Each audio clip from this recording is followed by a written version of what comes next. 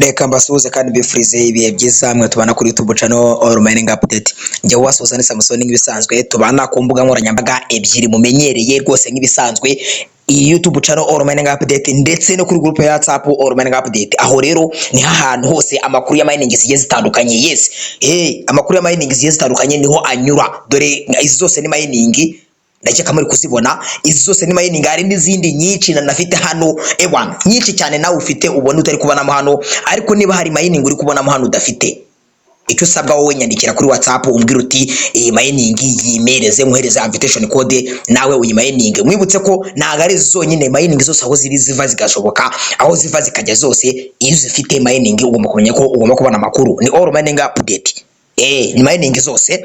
Ubwo rero niba utarakora subscribe kuri iyi channel, reba iyo buto ikuri iruhande rwose uyikandeho, ukande no konzogera kugira ngo amakuru tuba dusohoye ajye abasha kukugeraho mu ba mbere 5 kwa 5. Ikindi noneho cy'akarusho karenze, niba utari muri group ya WhatsApp ALL-MINIG-UPDATE aho uri muracikanwa cyane, kuko niho hana amakuru ya mbere ya mining zigiye zitandukanye anyura. Hari amakuru tutirwa tunyuza hano kuri YouTube channel, duhita tunyuza muri group ya WhatsApp, yaba amafoto, support, ibintu ngibyo post. Hano tunyuzaho ibintu babi biba bisabwa ngo tubikore nka public, bigera ahantu henshi cyane. Ubwo rero reba muri description y'iyi video cyangwa se description, abataza hirire bakajambo kanditseho aho ngaho ngo mowa, hari title y'iyi video, hariho ni akajambo ngo mowa, murakabona kari ku ruhande, ugakandeho. Icyo gihe urahita ubona ibintu tuba twanditse muri description y'iyi video, urahita ubonamo link. Iyo link uhita uyikandaho ujoining iyo group ya WhatsApp. Ikinzanye muri iyi video rero, izi zose ni mining, ariko nje kuvuga kuri mining ya IC network. IC network rero nkuko mubimenyereye mwese, gahunda ni ukwiga muri uku kwezi kwa mbere, ibyo murabizi. Uku kwa mbere turayigiye mining ya IC network ku itariki 19 ejo bundi kuwa gatanu. Musenga Imana tuzabe turiho gusa. Iyi turayiriye kuwa gatanu saa 6 z'amanywa zuzuye gutya mu kadomo, saa 6 z'amanywa ku Banyarwanda n'Abarundi. Ndumva amasaha tuyahuza, niba tuyahuza neza sinzi, ariko saa 6 z'amanywa zuzuye neza, cyangwa se saa 4 UTC kuri bo. Iyi tuzayiga rero. Ikinzanye muri iyi video n'abantu muri group ya WhatsApp ALL-MINIG-UPDATE, nagerageje kubabaza nababaje ni umuntu wumva afite ibibazo yakibaza kuri iyi mining. Niba uyikora ibyo wumva wakabaye wibazaho mbere yuko ijya ku isoko, mbere yuko ijya ku isoko munyandikire inbox mubimbwire. Ni ibibazo byaje ari byinshi, ariko ngiye kubiyohina muri iyi video kugira ngo video itaba ndende, buri wese ndamusubiza kandi muranyurwa neza fresh cyane. Twagiye rero, ibyo bibazo nabyanditse biri ku ruhande, ndajya mva kuri kimwe njya ku kindi, mva kuri kimwe njya ku kindi. Twagiye rero, mbere ya byose ariko kugira ngo tugendane neza ibintu bize kuba bimeze fresh, ngiye kwifashisha update bitangiye, ngiye nyibabwire. Nimamara kuyumva neza, bamwe muri mwebwe ndababasubije, kuko abenshi mwagiye mubaza ibibazo biri muri iyo update. Ubwo rero urumva aho kugira ngo ngiye nsubize ibintu wenda nikuriye mu mutwe, nakabaye musomera update neza ukayumva, wamara kumva iyo ariyo ugahita wisubiza wowe, ugahita wumva ibyo ari byo. Ubwo reka ngande kuri kano kantu kagatara, nababwiye ngo update ziba ziri no muri application yaba ya mining. Dore ngaha murahiboneye, niho nyuze, nawe niba ubishaka uze gukanda kuri kano kantu kagatara k'ubururu kari hano hasi, urahita uyibona. Dore ngiyi IC listing onokekisi, ubundi ukande read more ubyisomere biriho. Ubwo rero abakeneye kumva update twagiye, ikimara gufunguka mbere na mbere ndagenda nsubirizamo ibishoboka. Ngo existing news for Horizon IC bari kukubwira ngo January 19, 2024 saa 4 am UTC listing IC on OKX. Nuvuga ngo inkuru ya mbere hari hano nuko ku itariki 19 kuwa gatanu saa 4 UTC, hano murakabona saa 4 am UTC. Nemera ko nagirana nasubiza abantu, hari abantu bambajije ngiyi saha ya saa 4 am UTC ngo ni nka gare hano mu Rwanda cyangwa mu Burundi. Nababwiye ngo nirayo reka mpita mbasubirizaho. Ngiye kugenda nsubiza. Hari abantu bambajije iyo saha ubwo bari sangaye. Iyo saha mu Rwanda neza ubimenye, mu Rwanda ho ndabigukonfirma kari official, saa 6 zuzuye z'amanywa neza. Saa 6 z'amanywa neza, ariko neza nibwo niyo saha ya nyayo ubundi twebwe hano mu Rwanda turiko turagendana. Ikindi bari kukubwira ati distribution process, ukuntu ibintu bigiye kugenda. Nukuvuga ngo nsubirizemo na bamwe muri mwebwe bambajije mu nkurikire tugendane. Hari abantu bambajije ngo ubundi ngo nibiki bisabwa kugira ngo umuntu abe yabikuza. ibyo bintu mugiye kubikurikira. Ibyo bintu bikubiyemo ibintu nibura 4, harimo kuvuga ngo minimum balance, amakoini ugomba kuba ufiteho makeya kuri konti yawe, icyo ni kimwe. Icya kabiri KYC verification, ibyerekeranye na KYC. Icya kabiri BNB smart chain address, kuba warakoze nyine BNB smart chain address, waratanze address, ndetse na active mining session, cyangwa se kuba uri ku mining yawe iri active. Ibyo bintu rero reka mbisobanureho neza. Nuvanga ikintu cya mbere ugomba kuba wujuje mu rwego rwo kugira ngo bikuze, nuko ugomba kuba nibura user must have minimum balance of 1000 IC available on their account. Ni kuvuga ngo kugira ngo bikuze akantu ka mbere usabwa kuba kuri konti yawe. Ahado reka nsubireho inyuma gatoya muhabone. Aha ngaha kuri balance doraha current balance, aha ngaha ni total yizi zawe zose. Muri ko turagendana total yizi zose uri kurebamo hano. Ntago bavuze ngo izo wenda uri bubikuze, kuko iyo bazizi ngizi baguhaye nabyo ndaje ndabibasobanurira neza muri video. Ntago ariko zose uri buzibone, ahubwo bari kubariza total balance. Izi zose ziri hano. Niba ubona zituzuye 1000 kuri konti yawe, menya ngo nuri mu bagomba kubikuza. Ubwo iyo ni ingingo ya mbere.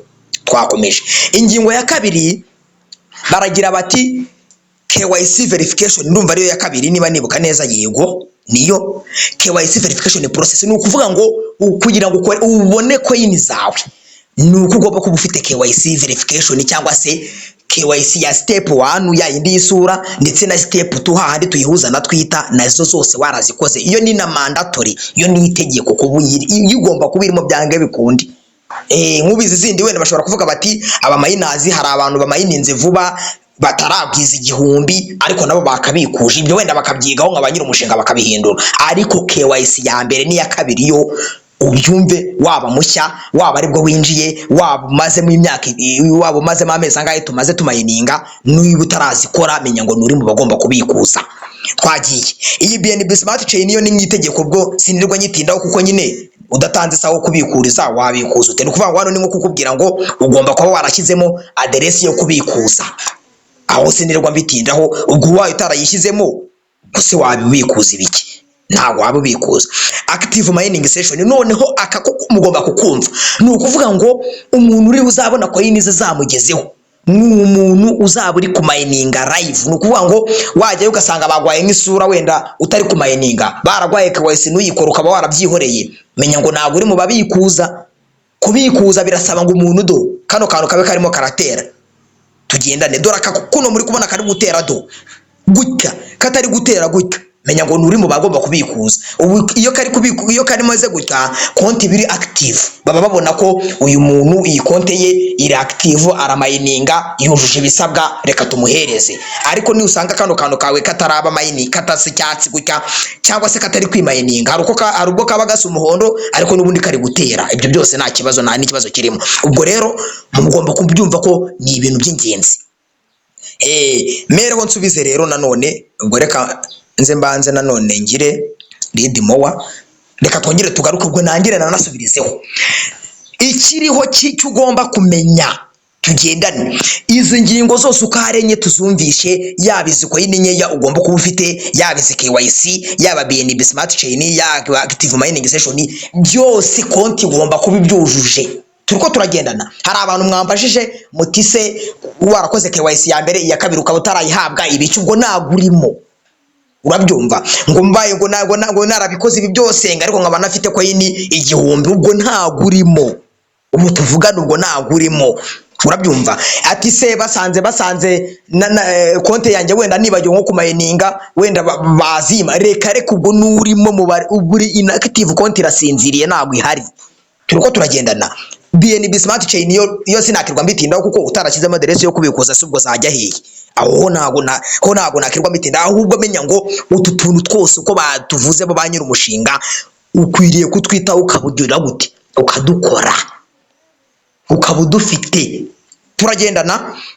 Ikindi noneho hano nyine barasobanura ko first distribution schedule ni 17, itariki ya mbere yo kubikuza. Dore ngiyi do ku itariki 17 uyu munsi, ino video kano kanya uri kuyireba, bari kuvuga bati January 17 2024 nukuvuga ngo mbere na mbere abantu tugomba kubona ko yini zacu turazibona kuri uyu munsi ku itariki 17 uyu munsi wowe uri kureba video ubu none igisohoka menya ngo ku itariki 17 uyu munsi umunsi nubwo utararangira waba uri burangire waba urarangira utararangira isaha yari yose ushobora kujya kubona ukuntu ugiye muri MetaMask yawe Trust Wallet yawe cyangwa se muri OKX yawe ukabonamo konte IC zawe zamaze kwimuka. Hano bari kuvuga ngo spot trading start on January 19 nyine nibyo nababwiraga ko gutradinga abantu bambazaga ngo ubwo ngo hazaba ikigo ku itariki 19 ku itariki 19 nukugurisha ziriya coin tukazivunjamo amadolari ukaba wayagurisha kuri momo abamaze bigiye barabizi ibyo ngibyo sinde kwa bigarukaho ariko namwe bashyashya mubimenye nukufata ziriya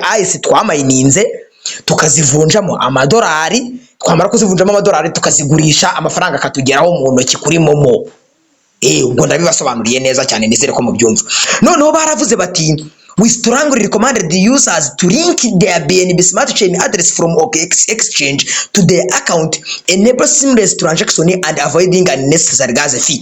Baragize bati turabwira abantu bacu badukurikirana bakora mining ya ICE umuntu ufite OKX turiko turagendana niba ufite OKX genda uzane wallet address yawe ya BNB smart chain yo muri OKX exchange uyizane uba ari usaba meeting hano muri application yawe ya IC cyangwa se uzani ya IC network kuko bamaze kuyishyiramo muri OKX ubu tuvuganirimo kereka niba mubishaka nabyo nabibakorera nkabibereka kugira ngo hatazagira umuntu uvuga ngo bivuze ngo turamenya byerekeza kuko wabivuze ngo turamenya ngo bikorerwa reka mbibereke reka nabyo mbibereke niyo mpamvu barafasha umwanya nyine wo kubafasha reka nabyo mbibereke hatagira umuntu uvuga ngo ntiyabibonye tugendane neza cyane reka bifunguke rezo abantu babahamagara muri hangana ariko nyine nakundi reka dukande kuri asset hano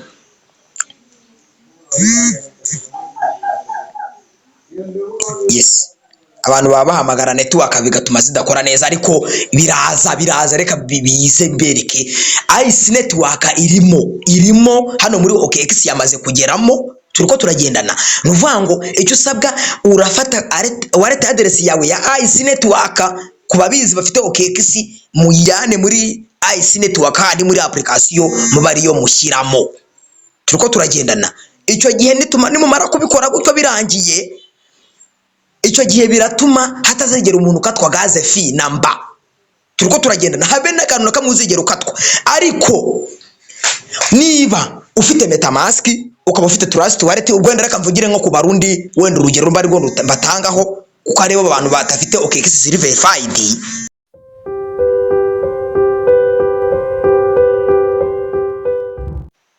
yego abarundi muzi ko mudafite OKX zitari verified ndetse nawe umunyarwanda umurikiranye aho wabuherere hose niba utafite OKX iri verified inama nkuhaye niba waramaze kwadingamo iriya contract iriya wallet address yawe muri MetaMask ikabirimo wikirwa wigora sibyo wikirwa wigora ujya kwirwa byeditinga nawe niba ufite OKX ukaba uzi neza yuko iri verified ariko ibi bintu ukaba utari kubisobanukirwa ngo wumve ubwo bikorwa my friend byihorere rekiramo wallet address wakuye muri MetaMask cyangwa se muri Trust Wallet wikirwa wigora yes ikindi rero ubwo noneho wenda ibindi byo ni ibintu byinshi byo gusoma ahubwo reka ngaruke ku bibazo mwambashije ngende nsubiza kimwe ku kindi nago ninda biri heje nabishyize ahantu kugira ngo nze kubifata neza nuruke ruhande icyo nshoboye gusubiza musubize icyo nashoboye ubwo nyihorere twagiye icyambere yambajije ngo none se bro ko kuri IC nayangiye bansaba kubikuza narakora KYC none se bro ko kuri IC mining nanjye nzabasha kubikuza narakora KYC ariko ndamayininga ubwo hano wamusubiza iki niba uzi yuko mu mategeko birimo ko na KYC noneho ubwo iya mbere ni ya kabiri byo noneho ni mandatory ibindi byo wenda biriya bashobora kureba bati aba miners wenda bamwe binjiye vuba nago barabona ko yene igihumbi ariko KYC zo phase 1 na phase 2 byo sinirwa nago nakirwa mbikarukaho byo sinirwa nanakubwira ngo ibiki niba ntabyo wikirwa wigora twagiye aka kabiri ese mutarakora KYC ya IC arazibona ra cyangwa no gutegereza KYC ni ukuvuga ngo hano hantu rero dore ikintu bimeze abantu nibuzi yuko utarabona KYC ya mbere cyangwa ya kabiri cyangwa ukaba warakoze ya mbere ya kabiri tukaba utarayibona cyangwa ukaba warayibonye ukayihorera uzabikuza ari uko wamaze kuyihabwa.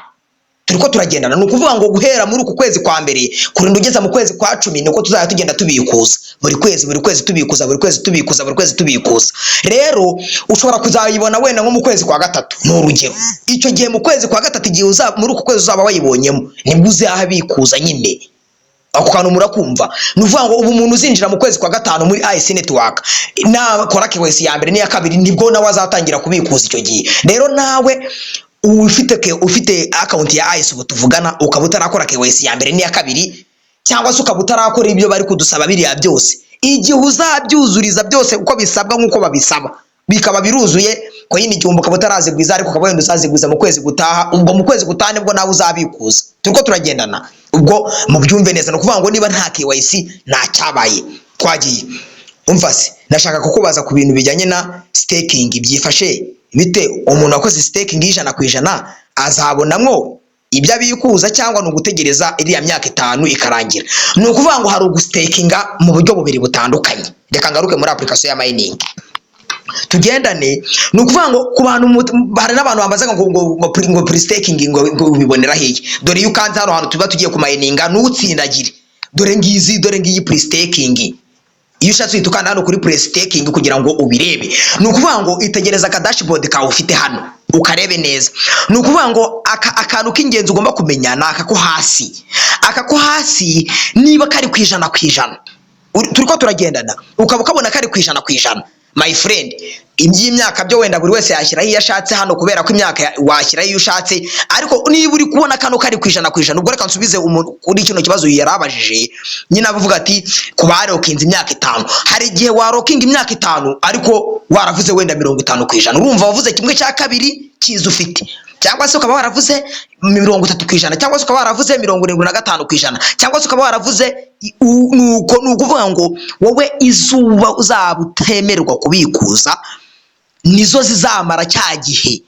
Turiko turagendana rero niba warashyizeho 100% hano aka kantu kagakurura ukaza ukagashira mu 100% kakaba ariho kari, ubwo nutayari rwose wikiruguna nambaza 100% nyine ubwo nta kintu na kimwe uri bubone. Hari ukuba warakoze lock up y'imyaka 5 yego, ariko warakoze coin zawe nyeyo ukavuga uti wenda muri coin 500 nzaba mfite 200 bazaba arizo babika, 100 bazaba arizo babika. Izo rero wowe wivugiye ngo babike nizo babika muri cyagiye wemeje. Rero iyo wavuze ngo 100% ukavuga uti zose bazimbikire, ubwo ntabwo urimo mu babikuza. Rero twakomeje ubwo nicyo ngicyo unizere ko wari wese amaze kucyumvaho. Hey, umuntu wakoresheje address ya Trust Wallet na BNB Smart ni ngombwa guhindura cyangwa si ngombwa? Nabibusobanuye. Niba ufite OKX iri verified ukaba wiyaminiye kugenda ukajyayo kuri exchange ugafata wallet address ya BNB Smart Chain cyangwa si ya IC irimo hara muri exchange, muri OKX exchange, nababwiye ngo wenda pfungure OKX murebe, reka tuyifungure kugira ngo wenda nabyo mubibone. Irimo dore haniri mbayobore wenda nababishoboye. Niba ufite OKX verified dore ahantu ubona IC cyangwa se BNB Smart Chain. Turiko turagendana umaking sure ko uri kuri exchange hano ukifungura OKX yawe, ubundi ushatse wahita ukanda hano deposit. Turiko turagendana iyi deposit nuyikandaho ushatse wahita usearching hano search, kora search hano usearching ngo IC, dore ngiri modo murayibona. Iyi rero ufata address yawe ya BNB Smart Chain, dore ngiyi ni nayo batanga ihari, uyikandeho. Iki gihe baraza kuguhereza wallet address. Turiko turagendana niba utabishoboye rero, niba utanabishoboye urekeremo ya MetaMask, nta mutima mubi, nta cyaha, si itegeko, ahubwo ni nabyo byiza kuko warabikoze kera. Tegereza kuko dore na update mbonye none ahangaha sinaye narayibonye, murareba ko babaye babihagaritse kuzibitsamo gutanga wallet address. Ubwo umuntu utaratanze iyi address ye dore mu bisome neza mubibone, dore BNB Smart Chain banditsemo ngo it's suspended, deposit suspended. Bari kukubwira ngo wallet upgrading to the introducing new feature. Nukuvuga ngo ubu nonaha ntaga address bari kuyitanga ku muntu wari wese uyishaka, mube mwitonze, ubu nonaha nayiriho. Dore ngibi bamaze kubyandikamo, murabyumva. Igihe iri bugarukiremo barakubwira ngo ni ku itariki 20 z'ukwezi kwa mbere 2024. Uyu munsi turi 17, ubwo izagaruka ku itariki zingahe? Ku itariki 20. Wowe wamaze kuyishyiraho rero, ni ukuvuga ngo ubwo wagize amahirwe wayishyizemo, utarayishyiramo ubwo nta yari bushyiremo mukoreshe metamask na trust wallet na OKX kuri wallet. Ubwo nizere ko mubonye rero wowe wambazaga ngo ukoresha metamask cyangwa se trust wallet ngo ni itegeko. Ntago ari itegeko pe, wowe koresha trust wallet yawe cyangwa se metamask yawe witurize, ibyo birahagije. Twagiye. Hey, umuntu wakoresheje adresse nagisoje. Salama, ese izo twakoreye staking nibamara gukubana no kugabanya izisigaye zose baraziduha kuri OKX cyangwa ni 10% nkuko ibayeho yizo dufite? Oya, dore ukuntu bimeze. Nari nabibabariye ejo, nari nababwiye ngo murebe muri application zanyu za mining. Ahangaha urebe, wowe ubare urebe ti mfite coin wenda 30,064. Murabibona nari nabikoze icyo gihe muri video nari nayibahaye, ariko abantu kubera gutaraguritsa ntago muba mwabirebye ngo mubisome. Barakubwira ngo reba coin za ufite hano total balance hano hejuru, apana hano kuri global. Nabonye bambaza ngo kuri ngo niziba ziri kuri global rank. Iyi global rank nahihuriye na coin ufite, dore zawe ni ziri hano hejuru current balance. Izi coin uze gukanda kuri iyi buto uraza kubona izo wa stakingiwe, dore ngizi hano. Nuha kandi wowe uzibone ubone uti wenda mfite 38,000. Siko nababwiye, urebe wowe uvuga uti mfite 1000. Ubwo ngaruke hano mfite 100 cyangwa se wenda mfite coin 1000 n'urugero. Hano bambikiye 1000, bambikiye coin 500. Ubwo urumva zindi 500 wemere kuzibikuza. Izo zindi 500 rero uhita uzigabanya mu gihe cy'amezi 10. Icyo gihe muri iyo video nari nababwiye izo ngizo uzaba wemerewe kubikuza muri cya gihe runaka. Uzagenda uzihabwa buri mezi 10, mu kwezi kwa mbere uhabweho, mu kwezi kwa kabiri uhabweho, mu kwezi kwa gatatu uhabweho, mpaka kurinda ugeza ku itariki 11 z'ukwezi kwa 4 ni 14 z'ukwezi kwa 10 2024.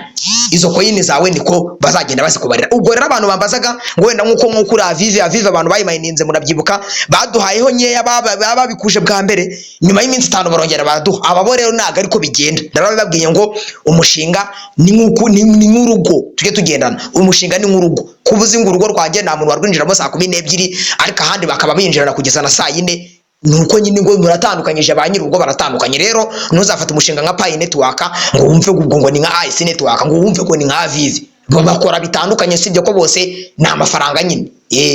Ariko nago amategeko terms and condition byose biba bisa. Hamwe ukora KYC isura, ahandi ugakora KYC yo gukoresha Twitter, ahandi ugakoresha KYC indangamuntu, ahandi nunanayikore. Ubwo rero urumva biba bitandukanye, imishinga ibigiye itandukanye. Wikirirwa ubaza ngo nkuko ahandi byagenze. Twagiye. Ngese umuntu waroginze account yebe ikanga kugaruka abigenza ate? Ahangaha rero niba warabigerageje bikanga, inama naguha birasaba gushaka aka email ka support. Wanyandikira kuri WhatsApp niba ufite icyo kibazo, nkakaguhereza ku email ka support, ukabandikira ukabahereza imyirondoro wari wakoresheje niba uyizeye ko ari kuko kwaririyo. Ukabigerageza ukandikira support. Aho nge nta kintu nabona nagufasha. Niba byanze se gusa nakubwira ngo iki, nago nge nawe usibye kuguhereza email ya support cyangwa se nawe ukayirebera ukandikira support ukayibasaba. Twagiye. Uwakoresha adresse akuye muri metamask zizamugeraho cyane rwose pe, na trust wallet. Ubwo rekana sinanagitindaho, menya ngo nawe ko yinizira kugeraho pe, byange bikunde. Niba mu kubikuza warujuje biriya bisabwa izakugeraho. Twagiye. Ibyo guhindura contract address birareba umuntu wakoresha OKX. Nukuvuga ngo niba warafunguye OKX yawe, turiko turagendana, iyo OKX yawe bamara kuyifungura ukafata wallet address ukuye hano kuri exchange, iyi contract address ya IC we nagikureba. Ariko niba warakoresha hano kuri wallet, muri video yabanje nabiberetse uburyo ki wadingamo contract address ya IC Network, wowe urayikeneye. Ariko wowe wakoresha exchange ntago ibyo biri ngombwa rwose. Nizere ko ubwo mu byumvise, aho wowe nago biri ngombwa ko wirwa ukenera contract address. Twagiye. Ndasabwa iki ngo mbe account yanjye yujuje ibyangombwa? Nizere ko nabisobanuye. No kuvuga ngo kuba warakoze KYC zombi, ya mbere n'iya kabiri, kuba ufite coin nibura ziri hejuru y'igihumbi kuri balance yawe, ikindi kuba warashyizemo BNB smart chain nyine address yo kubikurizaho, ukaba uri active kuri mining. Ibyo byose n'ubu byujuje, umenye ngo uri mu bagomba kubikuza ubu tuvugana. Ubwo wese nirwa nakugarukaho. None se uyu arambaza ati se account uyu anambaza ati ese byakunda ko izo AZC tuziswapa mu ma USDT ni nabyo uvuga ngo ku itariki 19 ibyo tuzakora ibyo ngibyo uvuga ngo swap ibyo birahari nibwo nyine bizatangira bizemerwa gusupa kudiroyedinga kuba wazivunjamo amadolari ibyo nibyo ni ku itariki 19 saa 6 z'amanywa uzaburi tayari nibyo bizakorwa nizere ko wabyumvise conditions zo kubikura IC nizahe utazikwizeye bizokunda niba nazo nyine ibyo ngibyo maze kuvuga niba utarabyuzuza ntabwo uri mu bagomba kubikuza twagiye none se abantu batakoze KYC step 2 kuri IC wabuze ikindi gihe bazayitangira narababwiye ngo iyi KYC nta muntu ujye umenya igihe igarukira iyi KYC ikiza cyayo iyo yaje ntago wamayininga ngo bikunde nico kiza cyayo nuvuga ngo ujya kumayininga ugasanga bayiguhaye iyo batayiguhaye ukoze mayininga urakomeje ubwo ntayo iyo ntago nakubesha ngo iki gihe pe kuko hari igihe gusa icyo nzi gishoboka gihari abantu mwifatiye coin zanyu cyangwa se mwifatiye iriya IC network ukayiskipinga hari ukuntu ujya kumayininga bakayiguhereza iriya ya kabiri ugakora skip aho bari bavuze ko ugomba gutegereza igihe cy'ukwezi nibwo yongera kukugarukira ariko nkawe wenda mushyashya cyangwa se ukabutarayibonaho na rimwe bwana naho nakubwira ngo iki gihe pe icyo nzi cyo nuko iza ari uko ugiye kumayininga nicyo kiza cyayo iyo nta hantu ujya ngo kuri profile ngo kuyishaka yo reka ujya kumayininga ukabona barakubwira ngo banze uyikore mbere yuko umayininga ubwo rero aho nago nakubeshya ngo nzi igihe bazayitangira twagiye kuko nigeze nkora stake hari ikibazo bitazateza narababwiye ngo staking kuba utarayikoze si ikibazo ahubwo ikibazo nuko system izabigukorera zose ikazibitsa niho ikibazo kiri rero niba utarikoreye staking wowe ku giti cyawe uvuga uti ndayifashe tugendane urumva ukavuga uti ngiyewe ndabifashe ndabiregeye nkizeho umwaka umwe kuri 50% system izabyikorerega kuri rikazane ku ijana ndetse ivuga iti mu gihe cy'imyaka 5 byose ibyikorere system izabyikorera wowe utiriwe ubitekerezaho ibyo ni ibintu bihita biwa automatic niko ba nyiri umushinga bivugiye ubwo niba uzi kutabikoze ubwo sinzi ibyo urimo rero bibaye bigukundiye washatse wabikora ubu ngubu nyine mu gihe kubikuza bitaratangira mu rwego rwo kugira ngo babone nezo bazaguha turi kumwe nizere ko wabyumvishe ni kuki abantu bamwe batarabona kubona KYC ya kabiri nababwiye biterwa na system yabo ibyo byo nabisobanuye nyine ibibazo byagiye bigaruka kenshi nabisobanuye impamvu ni system yabo nyine bitera ujya kubona ukuntu umwe barayimuhaye undi nibayimuhaye undi nkuko na Pi network ari umushinga ukomeye hari abayigiyemo 2019 n'ubu batarabona KYC ariko winjiye ubu ngubu none ahangaha nyuma y'icyumweru kimwe bagahita bayimuha rero ni system tu aho nago nakubwira ngo ni ngewe ngese bwo nta kintu na kimwe nabikubwiraho kindi umuntu yarambaza ati IC urabona izasohokera ku mafaranga angana iki ahangaha naho musubirizemo ntabyo nzi urumva nanjye ndari kuno ubona ufashe telefone yawe uri kureba iyi video nanjye ntabyo nzi uramenye singiye ko kwijeje bitangaza wabona ije no kuri 0.0 cyangwa ikazi iri no ku madolari 10 we ibyo byose mujye mumenya ko iki gihe twese tuba turi mu mayobera gusa banyira umushinga bo ewan ubu barakizi igiciro rwose fresh izasohokeraho ubu hari muri OKX tayari neza cyane dore ahanga kamagaruke neza dore ahanga amasaha muri kubona ari kubara aha muri kubona amasaha ari kubara ikijyaho gutya amasegonda akibara ashyika ngo 0.000 igiciro cyita kinagaho kirasetinze my friend ni ikintu kibanga rero nago ngiye nakwizeja ngo nge ndabizi reka ntacyo nakubwira noneho abakoze staking 5 years yatangiye gari izarangira gari aka nago ndagasobanukirwa neza igihe staking izatangira niba izatangira ari uko umuntu abikuje niba izatangira tugiye gutradinga nibyo naramenya neza niba yaranatangiye igihe wowe wabikoraga ubwo aho ngaho niho nazi gusa birashoboka kuko ishobora kuba yaratangiye igihe wowe wabisetingaga kuko niba nibuka neza niba mubireba hari izo wowe winjiza kuko wakoze staking urumva rero bishobora kuba byarabaye wenda mbere yuko staking itangira cyangwa se bikaba bizaba withdraw itangiye aho ngaho wenda nazaba update inyuma na amakuru yabyo bifiteho pe ngiye ibintu nafite amakuru ngo mbisobanukirwe neza ntabwo nakirwa nza kubeshya abantu ngibiki oya ibyo nabyo nzi mwiriwe neza iyo BNB Smart Chain Contract Address abayikoresha bakoresha MetaMask na Trust Wallet abakoresha OKX irabareba ko bayikoresha aho ngaho nyine nabisobanuye niba ukoresha MetaMask Trust Wallet ndetse na OKX Wallet ukeneye contract address. Ariko niba warakoresheje waragiye ara kuri OKX ugakora kuri exchange ugakanda deposit ugasashinga ICE bakayiguha ugafata DS ukayitanga, aho ntago ukeneye contract address, aho ntago nirwa bitindaho, ntago biri ngombwa. Uyarambaza ati ku bantu bakoresheje MetaMask nashaka kumenya address contract dukoresha kuko nabonye haje yindi cyashya. Iyo contract address rero reka nyitange ko mucyo birangire, ndayibaha muri group uyu munsi. Umuntu uri muri group ya WhatsApp ALL-MINIG-UPDATE urayibona contract address ya nyayo. Muri video nari nabiberetse uburyo ki ikurwamo my friend, nta bintu mba nataberetse usibye ko mutajya mu bireba. Niba warashyizemo cya kindi cya kera cyangwa se iyo washyizemo kabutayizeye, nari naberetse uburyo ki uyikuramo, haba muri MetaMask, haba muri Trust Wallet, haba muri OKX, hose ukayikuramo ubundi ukadigama inshya. Ibyo nari nabiberetse. Rero inshyashya nyayo ndaza kuyibahereza itariho urujijo na rumwe y'ubwabo ba nyiri umushinga ba IC network bitangiye. Ndayibaha muri group ya WhatsApp ALL-MINIG-UPDATE. Nimubona nanakerewe mu nyandikire mu mbwira buti yiduhe ya nyayo noneho mwese mwizeye, kuko bamwe wera hari igihe phone mushobora kwa mutari muri online mukaba mutarabibonye. Rero ndayibaha nanone ya nyayo 100%. Ndayibahereza mwigira ikibazo, biroroshye cyane kuyibabonera. Twagiye umuntu wujuje 100% atarabisobanukiwe, ese wamuyobora akabihindura? Nge ntabwo nabihindura, reka ntabwo bihinduka. Ugerageze ujye wirebe ko bihinduka. Abantu mwese mugerageze, igishoboka nuko byongera, no kuvuga akavuga ati wenda nari mfiteho 50% reka ngira 100% mu gihe cy'umwaka umwe mu myaka 5, byo birakunda. Ariko gukura ku mwaka ugarurira inyuma cyangwa gukura ku myaka 5 ugarurira inyuma, reka nibikunda byo wikirwa umbaza ngo nanakuyobore, ibyo naba nkubeshye. Twagiye none se abantu batarabagira minimum withdrawal igihe tuzayibonera ntituzabikuze cyangwa bifite igihe bizatangirira? Oya, nta bisobanuye neza. Nababwiye ngo ushobora ubu none tuvugana kuba utarakora KYC ya mbere cyangwa se ya kabiri, ukaba utarabikora. Nubikora mu kwezi kwa 4 ubwo nibwo uzatangira wowe kubikuza.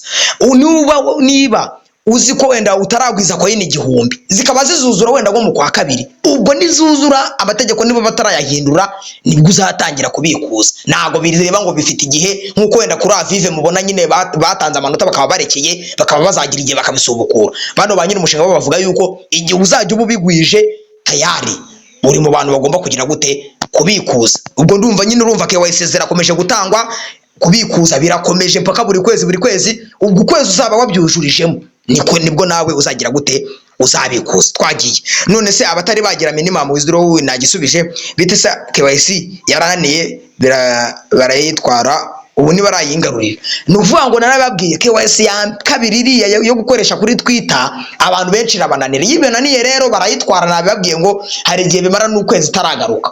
Ubwo rero ugomba gutegereza ikazagaruka. Inama nkuhaye ishoboka y'akagabo, shaka umuntu abigukorere. Sibyo nkunda kubibabwira, iryo jambo nkunda kuhora ndibabwira, shaka umuntu abigukorere. Man, muve mu bintu byo kujyaho ngo ngewe ngo nago nakirwa ngo mushaka ngibi. Man, ndaguze ibyo urimo, haguruka. Urumva ngiye mbabwiza ukuri, abantu baranagutegera. Umuntu aragutegera ati ngiye vayo nsange umorera ibi ngibi. Abantu barahari, yaba mu mujyi wa Kigali, mu ntara, abantu barahari bagufasha ibintu bakabikora neza cyane. Rero niba wumva utasobanukiwe ibintu ngo bikore, shaka umuntu abigukorere ubizi. Burya nukibwire ngo ibintu utazi ngo nago bibaho. Narabibabwiye nge ibyo nazi yego nabyo nzi, ariko simba makanye ko nabibaho. Reka nuvuga ngo rero niba utazi gukora KYC ya kabiri ya IC, hari abantu bazi kubikora rwose mu kanya nkako guhumbya, reka birarangiye. Ukabona ahubwo nawe ukibaza ati se dora nahageraga ahubwo nkayoberwa honje. Rero nyine nuko nabyo buzishaka umuntu abigukorere ubundi ibintu bigendere neza. Ndakeka abantu mwagerageje kumbaza ibibazo, dore ngibi nabikusanyije. Abenshi mwagiye mubaza ibigiye nabihuriramo nibi ngibi. Abenshi mwambajije ku bya staking ndabibasobanuriye, abenshi mwambajije ku byo kubikuza uko bizagenda nabibasobanuriye, ibya contract address nabisobanuye. Nizere ko nacyo kimwe mutumvise neza cyane. Ndabashimiye rero, muri hangana video yabaye ndende nyine nuko bigenze, ariko nizere ko ukenewe gusobanukirwa yasobanukiwe. Turi kumwe rero, mukomeze mugira ibihe byiza, mukore subscribe kuri yicano, mukoresha kuri bagenzi banyu batandukanye aho baherereye hirya no hino. Ikindi uri groupe admin runaka, uri admin wa groupe runaka, kwayi kutabaha link ngo birebere. Hereza abantu link video birebere, bamenye update, basobanukirwe ibintu. Man, barahari benshi birirwa bakubaza inbox, bahereze video basobanukirwe neza ibintu. Yes, ubwo rero ni ibyo ngibyo, mukomeze mugire ibihe byiza, ciao ciao.